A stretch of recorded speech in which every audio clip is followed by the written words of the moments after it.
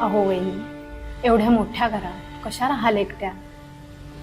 आलटून पालटून मुलांकडे जायचं आता. केलं की तुम्ही आजवर त्यांचं, आता करू दे त्यांना थोडं. काळजी घ्या आता तुम्ही.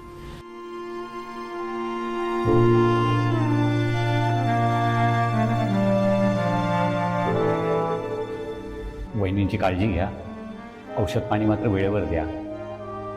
कसं आता एकटं एकटं जरा वाटत असेल त्यांना. नाही, तुम्ही सर्व आहातच काळजी घ्यायला, तो काही प्रश्न नाही. बरं, मी काय म्हणत होतो, तेवढं जरा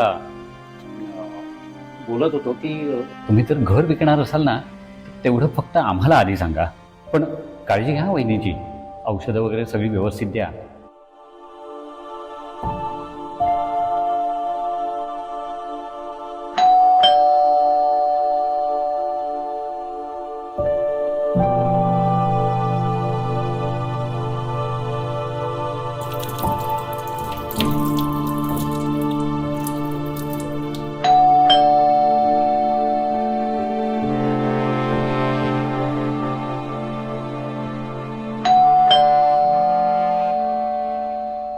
आई, तू पड ग.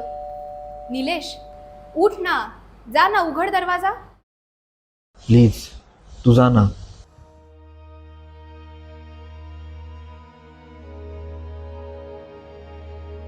अरे जा रे, उठ.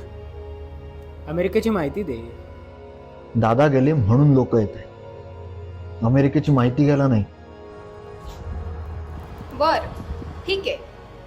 बघ, उघड. घोरपडे काका असणार आहेत. ते तेच आहेत ज्यांच्या मुलाला अमेरिकेला जायचंय.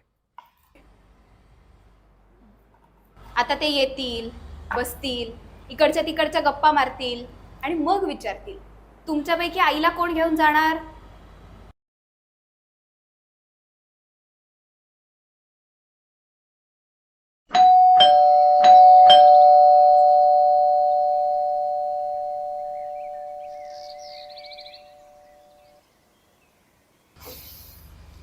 या ना. मी डिस्टर्ब तर नाही ना केलं?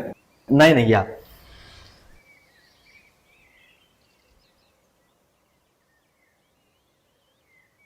अरे, नेहमी मी इथे येतो आणि सगळ्यात महत्त्वाचं नेहमीच विसरून जातो. नाही म्हणजे आता बँकेची कामं लवकरात लवकर करून घ्या. म्हणजे ट्रान्सफर करणं, काही गोष्टी नावावर करणं हे महत्त्वाचं असतं. नाहीतर मग नंतर खूप त्रास होतो ना. आणि हो, अजून एक महत्त्वाचं म्हणजे तुमच्यापैकी यानंतर आईला कोण घेऊन जाणार आहे?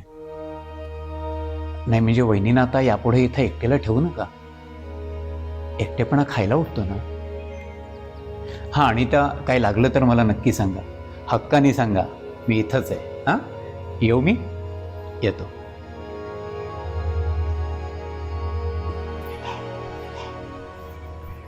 अरे हो, अजून एक सांगायचं राहिलं.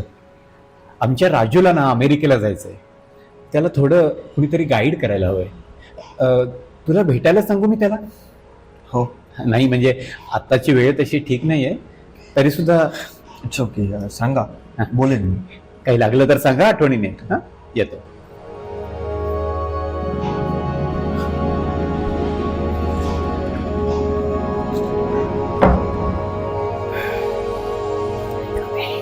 छायला काय लोक आहे. वेळ काळ पण बघत नाही. म्हटलं होतं मी. दुर्लक्ष करा रे बाबांनो.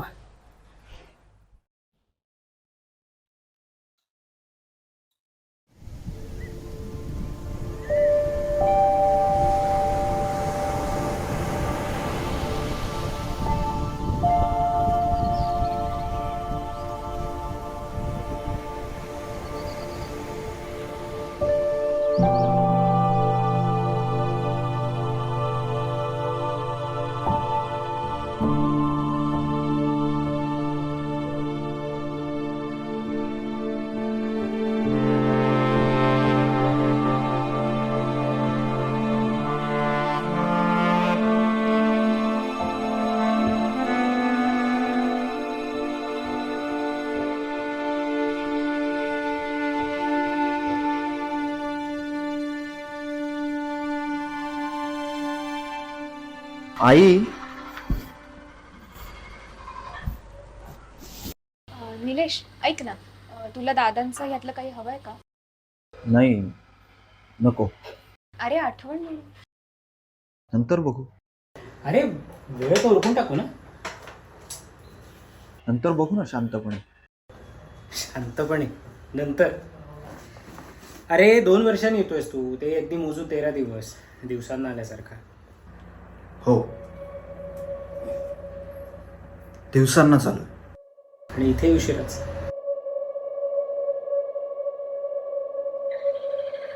दादांना बघायला सुद्धा आलं नाही शेवटचं. नुसते पैसे फेकले की झालं. अच्छा, डायलिसिस, किडनी ट्रान्सप्लांट जमणार होतं तुम्हाला? परवडणार होतं का? नाही ना. आणि पैसे दिले की झालं. अरे दिले नसते ना तर तसंही म्हटलं असतं अमेरिकेत राहतो पण कंजूसपणा गेला नाही. याला काही दादांची किंमतच नाहीये. एक मिनिट, असं कोणी म्हटलंय का तुला? आल्यापासून ऐकतोय ना.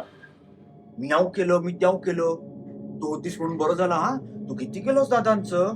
थोपता ना, थोपता एकमेकांची पाठ. पण एकंदरी म्हटलात का दादांची आणि तुझी भेट व्हायला हवी होती. तू होतास म्हणून निदान खर्चाचं तरी निभावलं म्हटलं नाही. दादा गेल्या गेल्या निघालेत घर खाली करायला. अरे पण आईचं काय? वा वा, म्हणजे आम्ही दोघांनी जे काही केलंय ते आम्ही बोलून नाही दाखवायचं. हा, आणि ये तुझा जो काही पैशांचा माज आहे ना, तो इथे नाही दाखवायचा बरं का. तू गप्प बस. हॉस्पिटलमधनं नेणं आणणं, त्या सगळ्या चक्रा मारणं कुणी केलं रे? आम्हीच दोघांनी केलं ना. नुसत्या पैशाने नाही होत, वेळ द्यायला लागतो. अरे काय मगासपासून वेळ वेळ वेळ वेळ लावलंय. अरे काही उपकार नाही केलेत, वडिलांचंच केलंय. कधीही फोन लावा.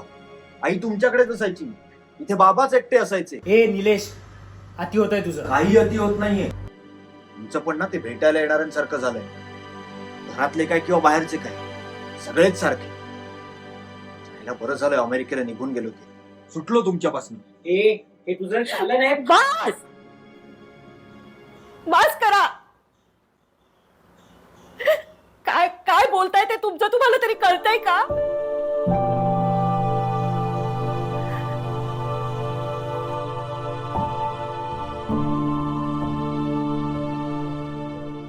हे इथे नाही येत ना, खरंच खूप बरं झालं.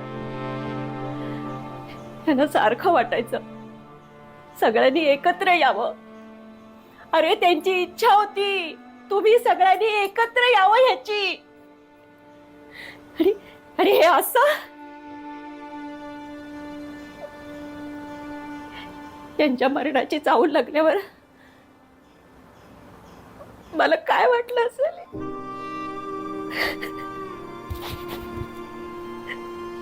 त्याची कल्पना तरी केलीत का रे तुम्ही कधी?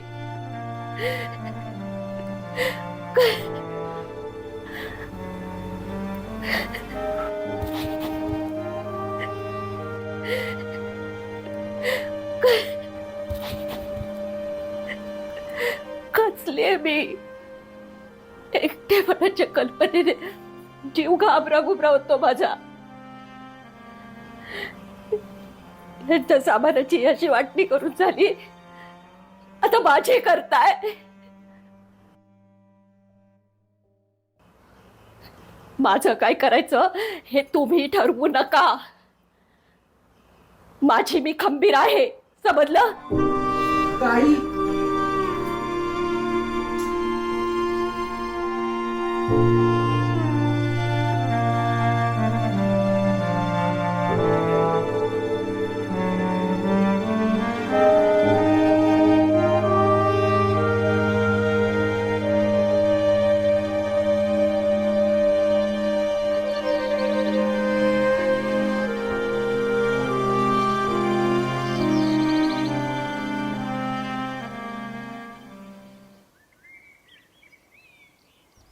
आई,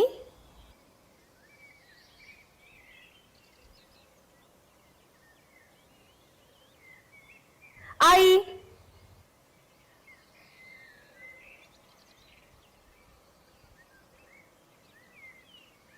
आई,